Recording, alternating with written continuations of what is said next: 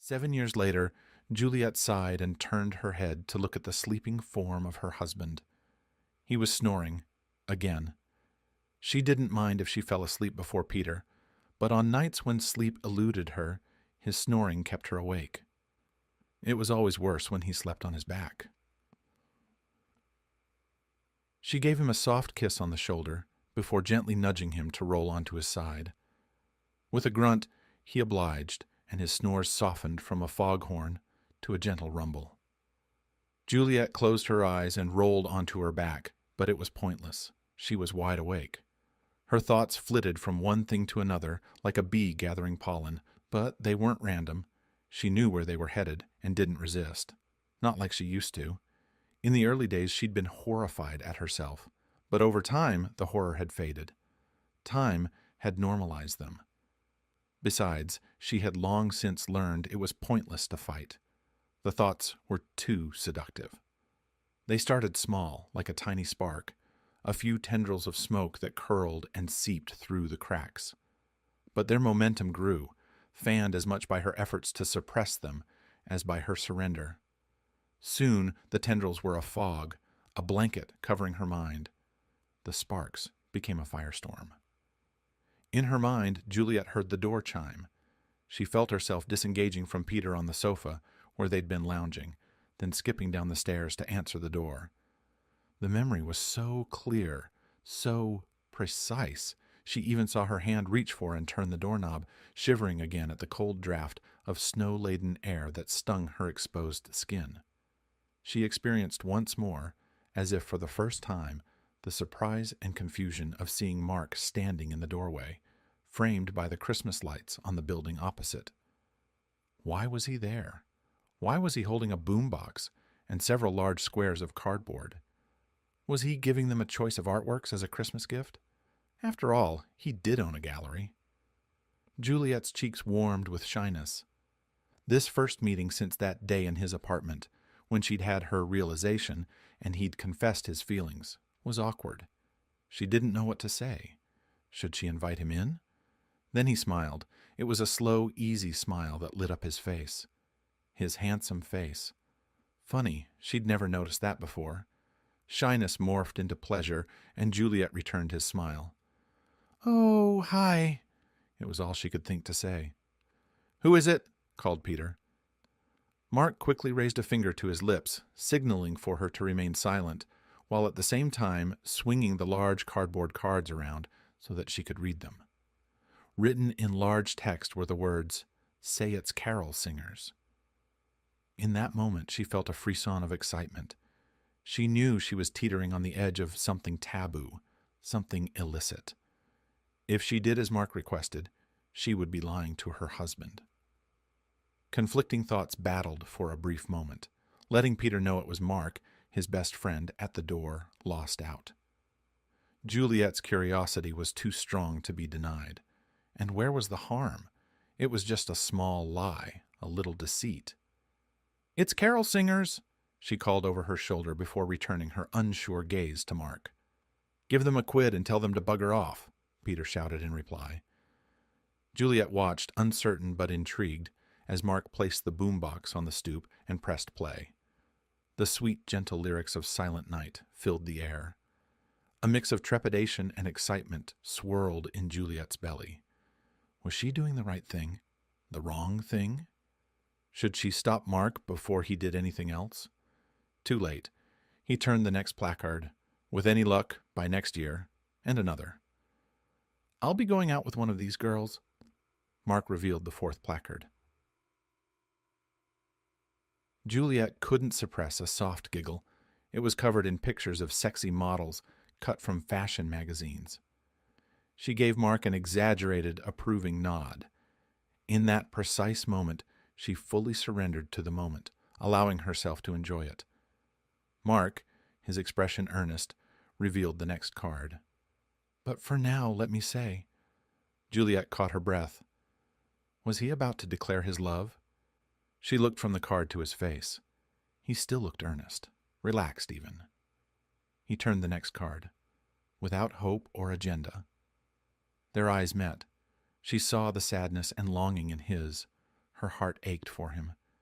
"Just because it's Christmas, and at Christmas you tell the truth." "To me, you are perfect." Their eyes met for a long moment. His asked for understanding. Hers apologized for having given her heart to another. "And my wasted heart will love you." Juliet looked from the placard to his face once more. His eyes radiated the love he felt. There was no shame, no regret, only pure, unconditional love. It was sweet. It was beautiful. Juliet's heart raced. The blood rushed through her veins. Being so adored was heady indeed. He revealed the next card. "Until you look like this." Juliet waited expectantly. What would be on the next card? More declarations? A spontaneous burst of laughter erupted from her when Mark revealed the picture of some mummified remains. She was relieved. The humor eased the tension that had been so thick it was almost tangible. Juliet was drawn back to Mark. He was smiling, clearly happy he had made her laugh. He revealed the final card, wishing her a Merry Christmas. Touched, Juliet mouthed the words back to him. Suddenly, she didn't want the moment or their connection to end. The whole scene had been the sweetest, most unique, and romantic gesture anyone had ever done for her, aside from the surprise serenade at the conclusion of her and Peter's wedding ceremony. With a rush of emotion, Juliet realized that, too, had been organized by Mark. He was such a sensitive, thoughtful, and creative man, and so romantic. Sensing a change in her mood, Mark placed the final card by his legs and gave her a thumbs up. She knew what he was silently asking. Were they okay? She nodded and smiled, wanting to reassure him. Something tugged at her as he bent to gather his things. She looked at the top of his head, noticing for the first time how soft and silky his dark curls looked. A jolt of panic shot through her when he straightened, gave a final smile, and turned to walk away. For a split second she stood there, terrified she'd never see him again. She wanted to thank him, to let him know she cared for him as Peter's friend. She wanted to give him something in return for the treasured moments he'd given her. She watched his retreating figure, torn. The urge to follow him was strong, like a rope connecting them. The further he moved away, the more powerful the need to run after him, to shorten the distance between them, grew. Throwing caution to the wind, she surrendered and gave chase. Something told her she was being crazy, but it felt good. She ran, the air biting cold against her bare skin. Her flushed cheeks welcomed the coolness. She was breathless, the blood zinging in her veins. She felt as if her feet had wings. She hadn't been this excited since her and Peter's first kiss. She grabbed Mark. He turned, surprised. Juliet tried to convey with her eyes the myriad of emotions she was experiencing. It wasn't enough. She placed her hands on either side of his face, her fingers registering the smoothness of his freshly shaved cheeks. She saw his eyes widen as she leaned in and pressed her lips to his. How soft his were, so different from the plump but firm cushion of Peter's. They lingered over the kiss, oblivious to their surroundings. Juliet pulled back, opening her eyes. Mark was slower to open his, and when he did, he looked stunned, almost drunk. The power she had over him intoxicated Juliet. She dropped her hands to his chest, lightly clutching his lapels. She gave them a small tug, trying to convey with her eyes that in another place and time, things might have been different. Juliet replayed the final moments of the memory. As her memory's hands clutched Mark's lapels, her real hands drifted over her naked torso. One cupped her breast, the other crept lower, skimming over her quivering belly before cupping the apex of her thighs. She felt slickness on her palm and gave a little moan. Juliet bit her lip and turned her head to check if her moan had woken Peter. It hadn't. Juliet looked out the kitchen window into the courtyard garden. An ancient oak shaded the back right-hand corner, its roots crawling and grasping beneath the surface like giant, gnarled fingers. It looked like a tree out of a fairy tale, and was one of the reasons she had fallen in love with the property. Her gaze followed the fence lined with bulbs, daffodils, jonquils, tulips, a panorama of lemons, yellows, and whites against the green of the lawn. Beneath the oak, slightly apart from their other guests, stood Peter and Mark, best friends, each with a beer in hand, laughing and at ease, probably talking about football. Juliet ached with apology to Peter. Contentment had added inches to his waistline and a roundness to his cheeks. She loved him no less, but there was no denying that Mark had grown into his looks. He looked rugged and handsome, lean and fit. She didn't want to make comparisons. She fought them. They smacked of disloyalty, of cheating. She was a good person, not a cheater, but sometimes. Juliet turned away from the window, seizing the tray of cheeses and dips her mother had finished preparing. "I'll do the rounds with these, Mum. Why don't you pour yourself a wine and mingle? You should be enjoying yourself too, not stuck here in the kitchen." "Okay, sweetheart. Let me know when you're ready to serve the hot food, and I'll give you a hand." "Thanks, Mum." Juliet grasped the tray with both hands and smiled at her mother as she held the door open. She beelined for Peter and Mark. Peter smiled at her approach. "Perfect timing, honey. I'm starving." Mark's eyes darted, meeting Juliet's briefly before flickering away, as if fearing that extended contact would reveal too much, expose too much. His continuing shyness with her told Juliet he still loved her. The knowledge was exquisite agony, exciting and dreadful. Juliet looked at Peter, smiling indulgently at his bulging cheeks. He was such a child when it came to food. Every mouthful was an adventure. She dared a glance at Mark but couldn't hold his gaze. She, too, was afraid hers would reveal too much. Perhaps he'd see that she fantasized about him, masturbated to thoughts of him. One unguarded look could lay bare all her guilty secrets. Worse, Peter, who knew her so well, might read her thoughts, see her longing. Only two things stopped Juliet from leaning in to smell Mark, feel him, touch him. One was Mark's honor, his loyalty to his friend. The second was her love for her husband. Yes, she still loved him and couldn't bear to hurt him, but she wanted to live in an alternate universe, one where she could abandon her feelings, her ethics, lay her morals aside, be someone else, just for a moment, a night, a day. Juliet gave herself a mental shake. She had to stop.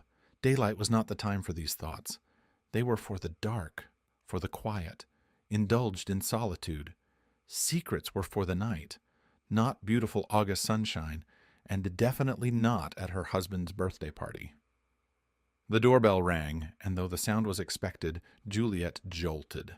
It was Mark. She knew it was Mark because Peter had organized for him to come around and watch the Manchester United game. But that was before Peter was called away on some emergency in the Birmingham office. One of the last things he'd asked her to do was call Mark and cancel. Except she hadn't. Juliet raised her hands to her suddenly hot cheeks, grimacing. Sweaty palms, racing heart, flushed face. What was she doing? She was like some moth to the flame, a teen again preparing for a first date. She had a husband, a man she loved. Her thoughts about Mark were dangerous. If Peter ever found out, it would destroy him. Her whole world would burn to the ground. And yet, here she was, inviting the flame into her home. She rinsed her hands under the cold tap before raising them to her face in an effort to cool her cheeks. With nothing else at hand, she blotted both hands and cheeks on the hand towel that hung beside the sink. She took a step toward the staircase. She could still change her mind. She could send Mark home. But she knew she wouldn't. Her decision had been made weeks ago, on another night where Peter snored after making love to her, and she indulged in romantic memories. Memories that got her love throbbing and needy. Memories that got her aching and slick, her juices mingling with Peter's. Juliet saw herself as a nice person, a good person, definitely not a cheater. Her mind veered well away from that word and others like it, focusing only on her intentions in the context of herself. It was unfinished business, a procrastination that needed to be finalized so she could file it away as complete. A small gift to herself and Mark. She had always played by the rules, been a good girl, stayed within the lines when coloring in the picture that was her life. Tonight, just this once, she was prepared to get messy, blur some outlines, color outside of them. She skipped down the first few stairs, hyper-aware of the feel of the skirt she had chosen. The fabric was silky and flowed about her thighs with each step. Not too short, not too long, feminine, sexy, perfect. Her pert breasts bounced ever so slightly under the white top. They were small, but perfectly formed. Juliet didn't need Peter to tell her that on a regular basis. She already knew it. The top revealed her shoulders and her long, slender neck. Peter had always likened her to a swan, beautiful and graceful. Juliet flung open the door, breathless and smiling. "Oh, hi, Juliet." Her smile widened as she saw color tinge the apple of Mark's cheeks. She knew he had been expecting Peter to answer the door. "Come in," she invited. In his hand, Mark held a six-pack of beer, and Juliet knew from experience they would be from some boutique brewery. A good one. With one more quick smile, she skipped up the stairs, knowing that with each step, the swish of her skirt gave glimpses of her thighs and, with any luck, a momentary flash of her dainty, white and lacy underwear.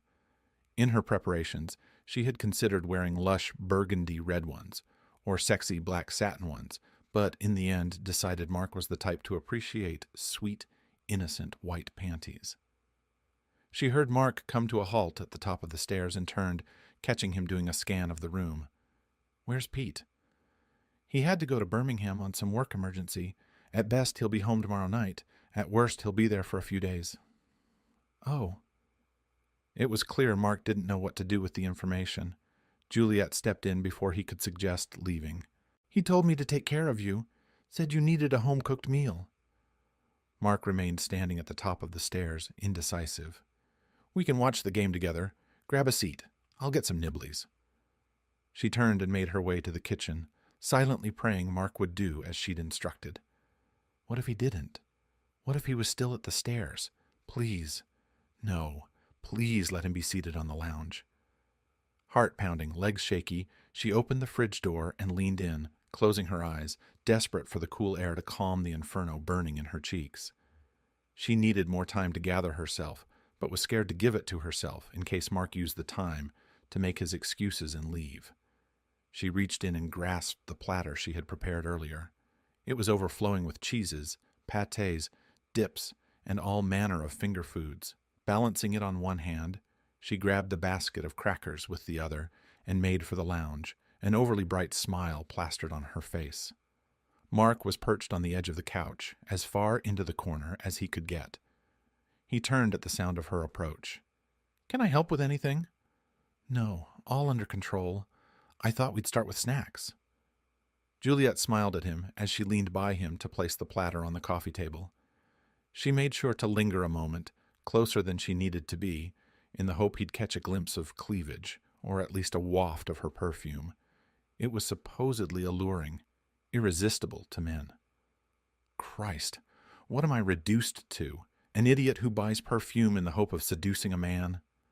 She felt stupid, but she'd never had to be seductive before. Men had always chased her, tried to impress her, never the other way around. It looks great. Better than the corn chips and salsa Pete usually serves up," Mark said with a nervous smile. Juliet laughed, a little high and a little loud. She hoped Mark wouldn't notice. "Yes, if I left it up to Pete, we'd never eat a vegetable. Oh, I tell a lie. There'd be potato. He loves his shepherd's pie and bangers and mash." Mark chuckled, nodding. "Yeah, I know. He orders one or the other every time we go to a pub to watch a game. Come to think of it, even when we were tykes at school, those were his go-to meals." Juliet nodded in acknowledgement. She could hear the affection born of years of friendship in Mark's voice. She wanted to steer the conversation away from Peter, talk of husbands being counterproductive to her aim. She adjusted the platters and sashayed back to the kitchen. With shaky hands, she poured herself a wine and grabbed Mark a beer glass. One look at the platters, and she could see Mark hadn't touched a thing. "Eat up," she said, handing him the glass. She sat in the middle of the three-seater couch, close but not touching, and to cover her nerves reached for a cracker, smearing it with pâté. Mark popped an olive in his mouth, and Juliet nearly choked. "It is." How had she never noticed before what nice hands he had, long-fingered? They looked strong and capable. Hands you imagined on a surgeon, or maybe a guitarist. He chewed while cutting a wedge of peppercorn-laced cheese and placing it on a seed cracker. She tried not to stare. Juliet twisted away and grabbed the remote, aiming it at the large TV screen. She didn't really want him to get into the game, but at the same time, she was trembling so much she needed him distracted so he didn't notice. Mark, his hands free again, opened one of the beers he'd brought. He poured it into the glass she'd provided, then lifted the glass to his lips. "Here's to a good game." Juliet lifted her wine glass. "Cheers." She watched as his Adam's apple bobbed as he took a generous sip. She swallowed. Already her love was throbbing, aching to be filled. The game progressed, Mark's attention on the game, Juliet's on Mark.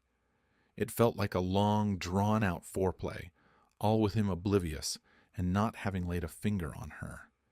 It was all visual, ambient, the sight of his thigh muscles moving as he leaned forward to help himself to something off the platter or urging a player on, his lips as he popped a cracker or olive into his mouth, his fingers as he clasped the knife and spread pat, his profile, his smile, the sound of his voice.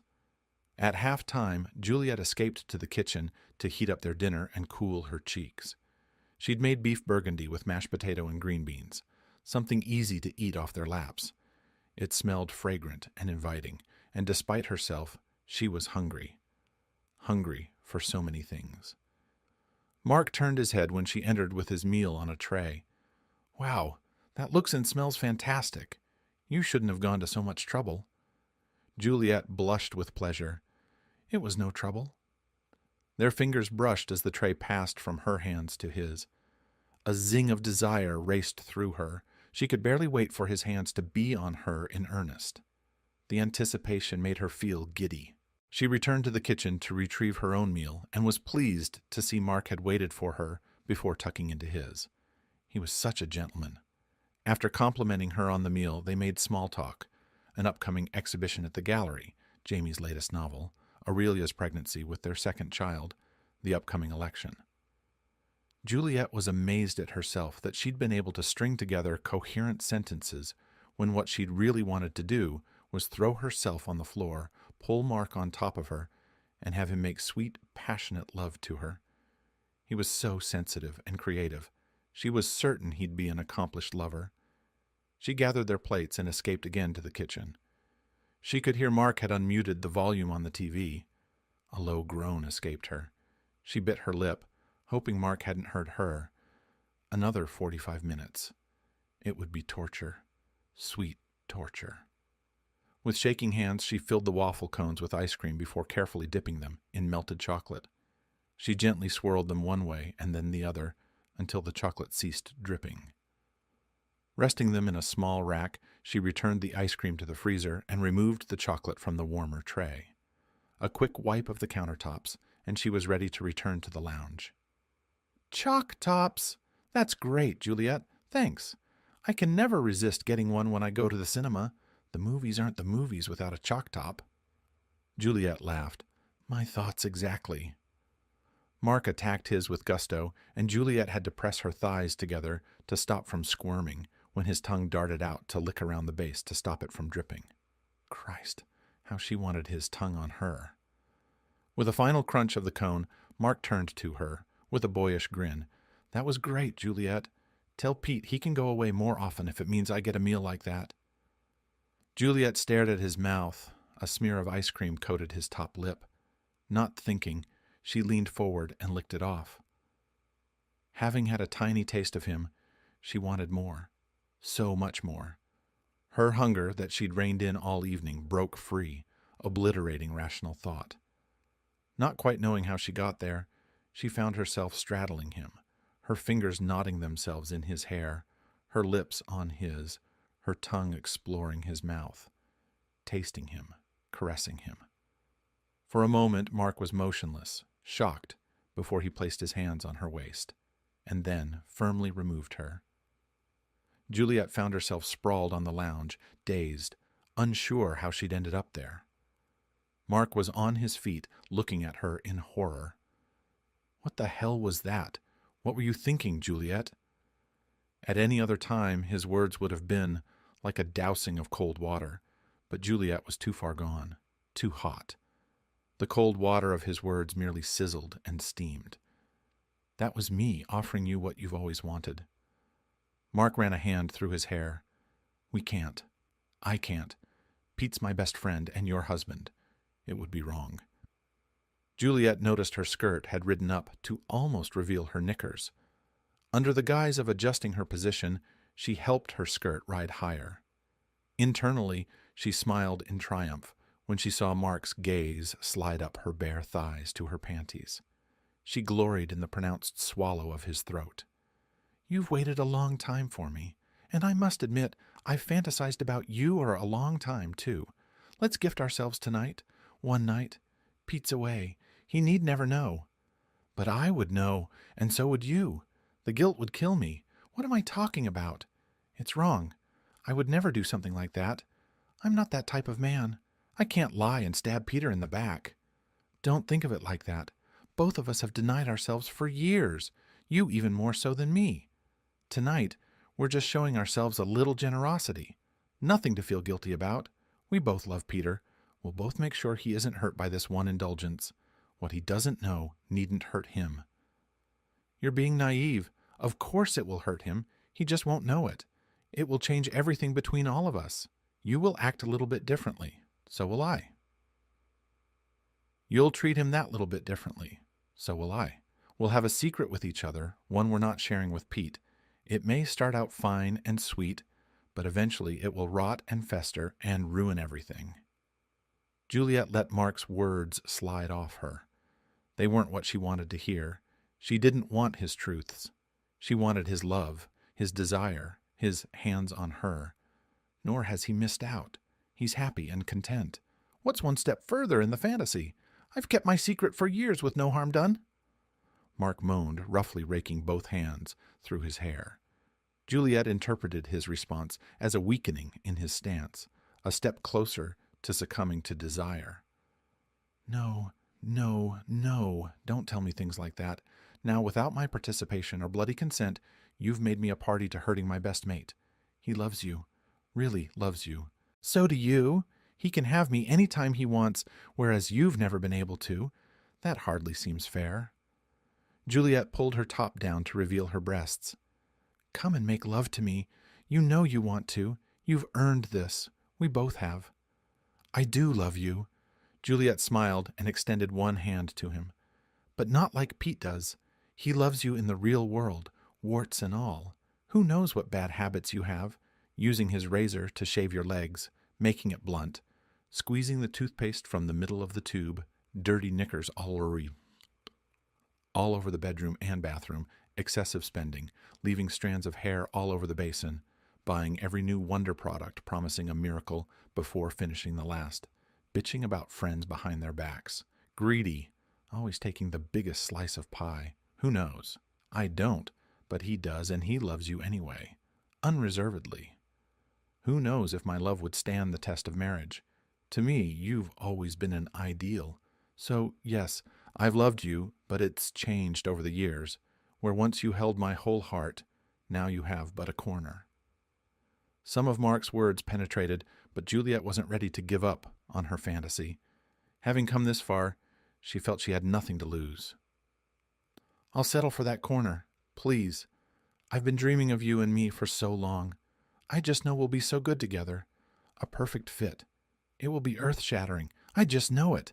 We'll have this one night to last us a lifetime. Juliet, you're a beautiful and desirable woman, and I'm immensely flattered, but I can't. Pete's my best friend and has been since the first day of high school. He was the cool, athletic kid with charisma, tall and well-developed for his age, popular with both the girls and the guys. Everyone liked Pete.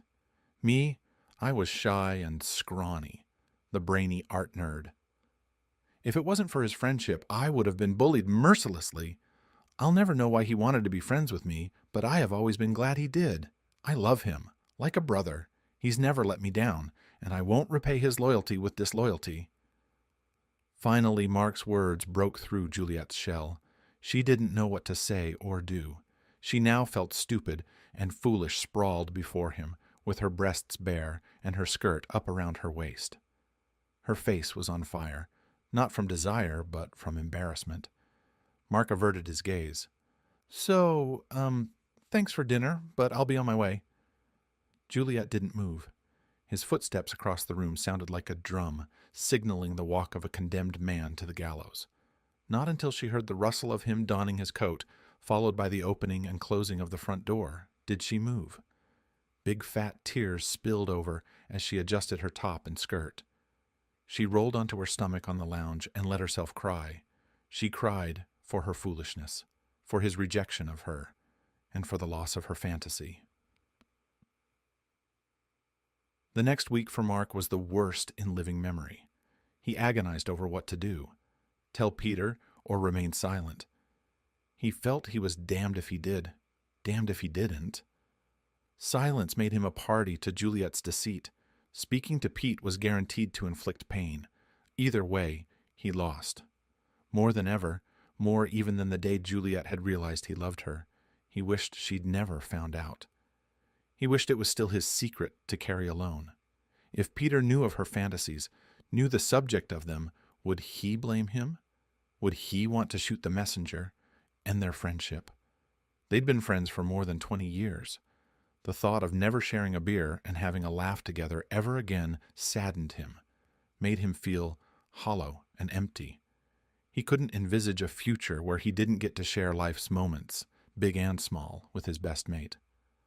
Flashes of their shared past flitted through his mind. Hooning around on their bicycles, swapped in their late teens for cars, backpacking through Holland, Belgium, and Germany, trying to pick up girls. Both of them down to their undies that time. They played strip poker with those two girls who'd hustled them, footy matches, making fools of themselves on the ice skating rink in Hyde Park, late-night drunken cab rides. So many memories. Peter was a constant in his life. They were closer than many brothers. It was his love and respect for Pete that had kept his mouth shut when he'd fallen for Juliet at the same time as Peter. Peter knew of Mark's love. After the placard thing with Juliet, the guilt had been too much, and he'd confessed. He'd only done it to try to clear the air and any awkwardness. Their friendship had survived, due in a large part to Peter realizing Mark would never act on his love. He certainly hadn't for the 3 years Peter and Juliet had dated. In fact, both he and Juliet had always thought Mark didn't like her, as he always treated her with such reserve, to the point of coolness. But this was different. This wasn't about Mark's feelings, or Mark's actions. It was about Juliet's. Anger flared in his belly. How could she? How dare she? Pete deserved better. He deserved all of her love and thoughts and desires, all of her touches and kisses. And what if she developed a fantasy crush on someone else? Someone who didn't say no. Mark opened a new beer. He felt bloated from having downed so many, but he was a beer man, not a spirit man. His old man's words snuck into his mind. He might be long gone, but Mark still missed him. Character, son. Character is what's important. Attitude, heart, being true to yourself, standing up for what you believe in and for those you love. These are the things that matter. These are the things that make a man a man.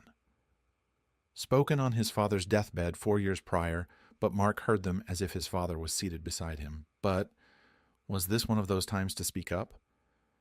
God, the temptation to remain silent and keep Juliet's secret was almost overwhelming. He could think of a couple of really compelling reasons to say nothing. Silence meant he wouldn't be a part of breaking Pete's heart.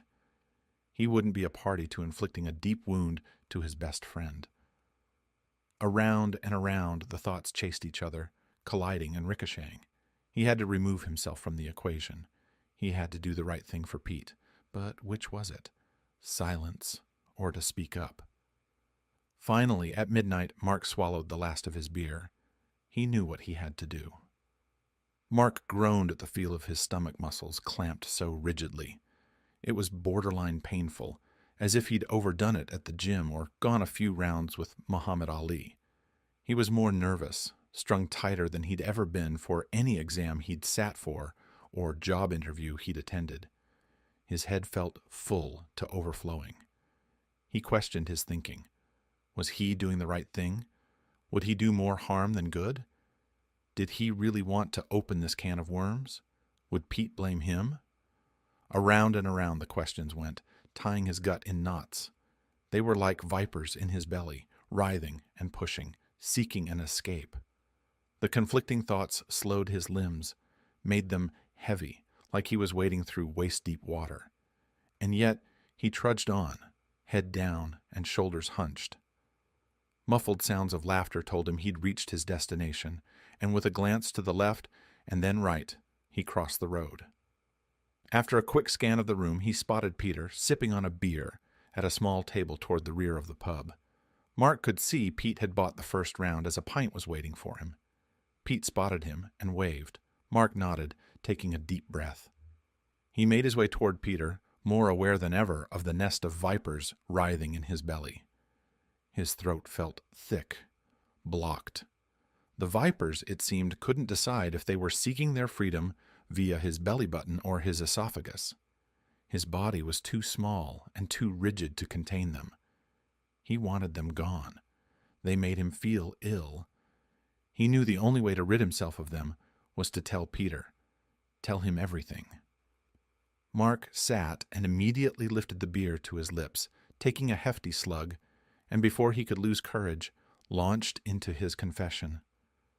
Pete sat silent throughout, staring straight ahead, his hand clasping his glass of beer, but he didn't raise it to his lips. Mark could only describe his expression as stunned. The last word out, Mark waited for the yelling, the questions, the accusations, the anger, the pain. But nothing. There was nothing. Only the sounds of the other pub patrons. He studied Pete's profile, anxious. Had his confession been too much? Was Pete in shock? Peter kept his gaze averted. Mark was ashamed to feel relief. He knew if Pete was to turn his head and they made eye contact, even briefly, the transfer of pain would be brutal. And then it began. It wasn't a shiver. It wasn't shaking.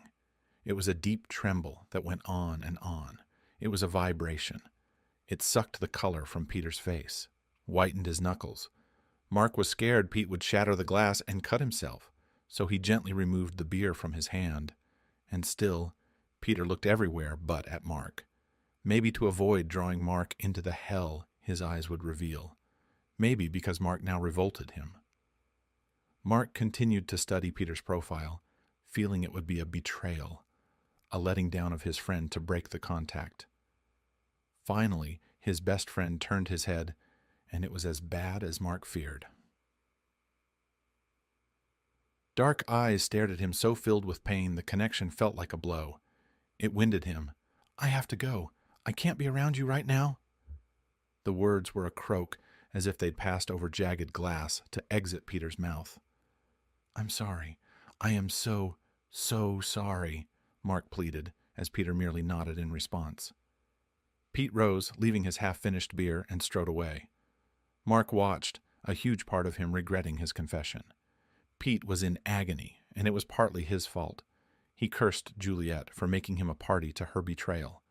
As Pete opened the door and walked out, the closing of it seemed to symbolize the end of something significant. Possibly a friendship, but most definitely a love. He no longer loved Juliet. Meanwhile, Juliet looked horrified. She couldn't believe what she was hearing. The room spun around her, and she felt like she was reeling, but reeling sounded like dancing, like fun. This didn't feel like fun.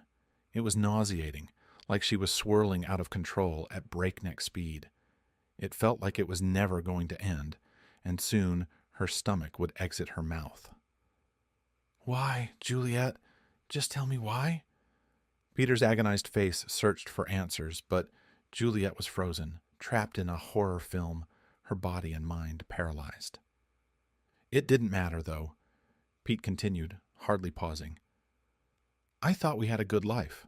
I thought we were happy. I thought you were happy. I am, we are, Juliet stuttered, her voice shaky and desperate. Don't lie. Peter's voice thundered, echoing in the tense silence of the room. Juliet flinched, startled by the intensity of Peter's anger. Never, not once in 10 years, had he ever yelled at her like this. I'm not. I haven't, she stammered, her words barely audible against the weight of accusation. Yes, you have. Every damn day of the last 7 years has been a lie. How many times have you thought about him while I made love to you?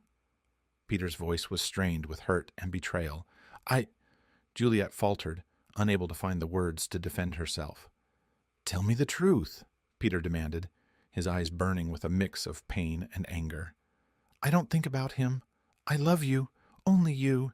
He's lying. I don't know why, but he's lying, Juliet pleaded, her words tumbling out in a desperate attempt to salvage their crumbling relationship. But there it was, the lie. The lie to save herself, to save them. It was a desperate justification, a desperate attempt to cling to the remnants of their marriage. The line was crossed, and Juliet hurtled on, grasping at anything to salvage their relationship, to wipe the look of tortured anger from Peter's face. He's in love with me. Mark is in love with me. Always has been. He must be trying to break us up. He wants me for himself. Don't listen to him. Don't let him come between us, she pleaded, her words laced with desperation and fear. After 10 years, he decides now is the time to try and break us up? Peter's voice was laced with disbelief and betrayal.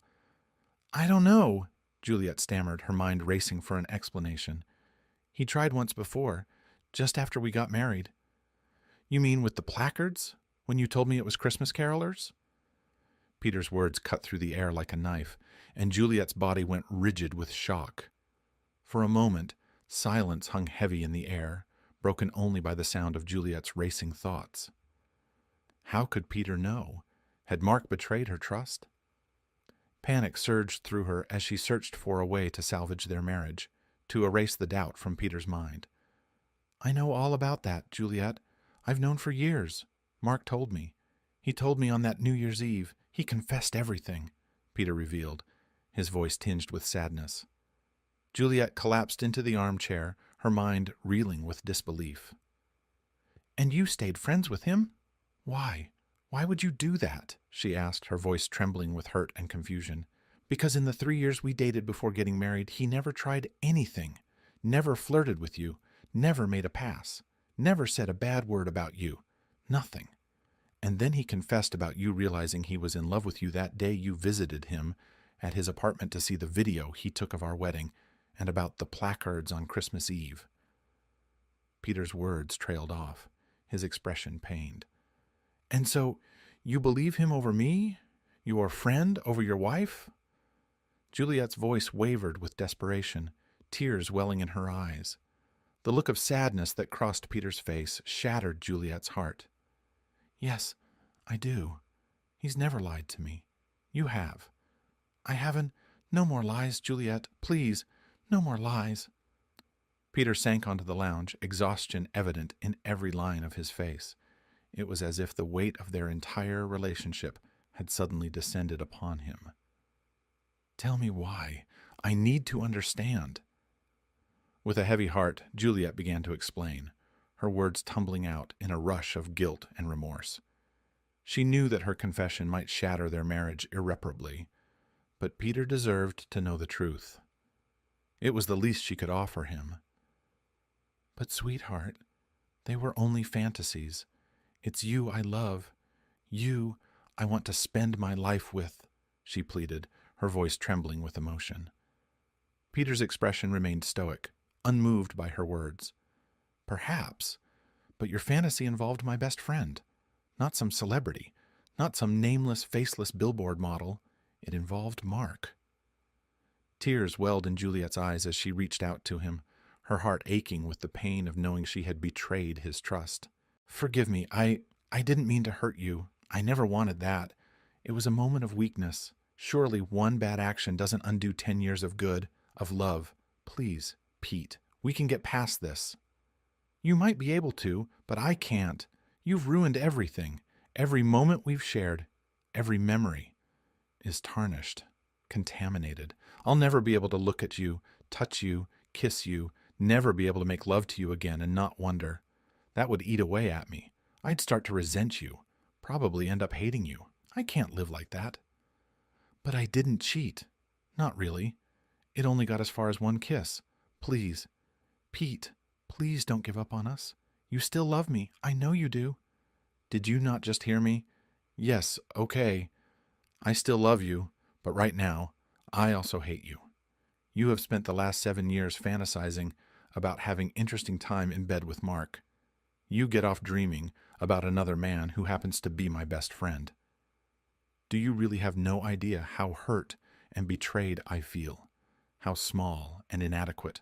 I can hardly bring myself to look at you." "I'll stop," Peter snorted. "Too little, too late. You can't undo the last 7 years." "But I want to. I wish I could. I regret it. I am so sorry for everything, for the fantasizing, for hurting you, everything. Doesn't that count for anything? Pete, please, I am so beyond sorry. I don't want to lose you. I love you so much." "Sometimes love isn't enough." The sadness and resignation in Pete's voice silenced them both. It hung like a weight over them, sucking all the air from the room. It was Pete who broke the spell. "I'll stay somewhere else tonight, and come for the rest of my gear on the weekend." Panic welled inside Juliet. It was really happening. He was really going to leave her. It wasn't a bad dream, a nightmare. It was real. She couldn't believe it. And she had no one to blame but herself. She wanted to blame Mark, blame fate, blame something, someone. She was losing the best thing that had ever happened to her, and there was no outside force she could point the finger at. That gutted her. "Are you going to stay with Mark?" Juliet didn't know where the question came from, but as it left her mouth, she felt a rush of jealousy and anger. Mark. Bloody honest Boy Scout Mark. Everything would have been fine if he'd just kept his mouth shut. "No, I can't. Don't you get it? I feel too humiliated. I couldn't satisfy my wife. You've emasculated me in front of my oldest and best friend. Because of what you've done, I can't look at him either now. Something else I can thank you for. I've not only lost my wife, I've lost my best friend too. Thanks. Thanks, Juliet. Thanks." The words were bitter. It matched the look he gave her as he rose. Juliet stood too. She couldn't believe it was truly over. Peter turned and headed toward the stairs. Juliet couldn't bear for those to be the last words he said to her. That the last look he gave her was one of such vitriol. "I love you, Peter. I truly love you." He reached the stairs and turned to her. "You should have remembered that when it mattered, when temptation came knocking on your door." Epilogue, 5 years later. Peter glanced sideways at Hannah in the dim glow of the light from the wall sconce secured above them. It threw shadows across her pretty face, accentuating her high cheekbones. The pub attempted to provide a sense of privacy, maybe even romance. Looking around, Peter noticed a few couples and foursomes seated in the booths that lined the walls. He was surprised to realize he was nervous. He was convinced he could hear his own heartbeat pounding like a gymnasium full of bouncing basketballs. It had been 5 years since he'd last seen Mark. As much as he had wanted to see him, to talk, or just to hang out, he hadn't been able to. The humiliation he experienced had been too deep. The whole Juliet thing had altered the status quo in their friendship, flipping it. Growing up, it had been Peter who was the popular one, the one in demand. Juliet's betrayal had irrevocably changed that. The loss of his friend had been huge, as devastating as the loss of his wife. It should have been to Mark that he could turn in his time of grief, but Juliet's deceit had made that impossible. In the early days, he had considered talking to Jamie about it. If anyone could understand his feelings, it would have been Jamie. Jamie's girlfriend prior to Aurelia had had an affair with his own brother, for God's sake. But Jamie wasn't Mark. He was a good friend, but not his closest friend, and so he'd kept it all bottled up until Hannah. Something about her invited honesty, invited truth. Thoughts of Mark inevitably led to thoughts of Juliet. She hadn't taken the divorce well. She'd borderline stalked him. So much so, he'd transferred to the New York office, where, ironically, he'd met Hannah, another British expat. Even in New York, word had gotten back to him on Juliet's movements. Funny how people seem to feel the need to keep you up to date with what your ex was up to. Apparently, she'd gotten around a bit, to put it delicately, before remarrying a year or so ago. If the rumor had it correct, the marriage wasn't going well, and the guy was about to become her second ex-husband. The hole Mark's absence had left in his life had been huge, enormous, especially at first. Time and physical distance had helped, but never fully filled the hole. With Hannah's encouragement, he'd braved Mark's rejection and sent him an email. It shamed him that it took him 3+ years to reach out to his friend, but Juliet's humiliation had run deep, core deep. Peter knew Mark had deserved better from him, and he certainly hadn't intended to let the silence go for as long as it had, but somehow, the longer he held back, the harder it became to take that first step. The time itself became a barrier, like an ever-widening chasm. Mark hadn't done anything wrong. In fact, he'd shown the depth of his loyalty by not only rejecting Juliet's advances, but by being the messenger of such devastating news. And Peter knew that with his silence, he'd punished his friend. Mark had put Peter's long-term welfare above his own, and Peter had repaid his sacrifice with distance. Peter remembered how he'd checked his email every hour, on the hour after finally hitting the send button on his missive. He'd half expected Mark to ignore it, or reply with a dismissive response. Instead, his friend had welcomed him back. Peter was fully aware just how fortunate he was. For almost 2 years, they'd been cyber pen pals. Communicating via the written word had helped Peter ease his way back into their friendship. He suspected Mark understood, because Mark, though always prompt in replying and friendly and full of news, had never pushed to meet up. But now he and Hannah were back in London, and seeing his best mate face to face could no longer be avoided. Peter stared down into the creamy amber of his pint of beer. The tremor of his hand sent ripples across its surface, threatening to send the frothy head splashing over the rim. He quickly lifted the glass to his lips and took a big swallow. Hannah placed her hand over his. It felt warm and soothing. "It will be all right, sweetheart. If he's even half the friend you say he is, he will be glad that you're home and want to see him." Peter smiled at her. He had thought he would spend the rest of his life lonely and loveless after divorcing Juliet. He'd been surprised the divorce hadn't killed him. At the time, he'd thought a bullet to the head or heart would have been kinder. Hannah had proved him wrong. His love for her hadn't hit him like a bolt of lightning as it had with Juliet.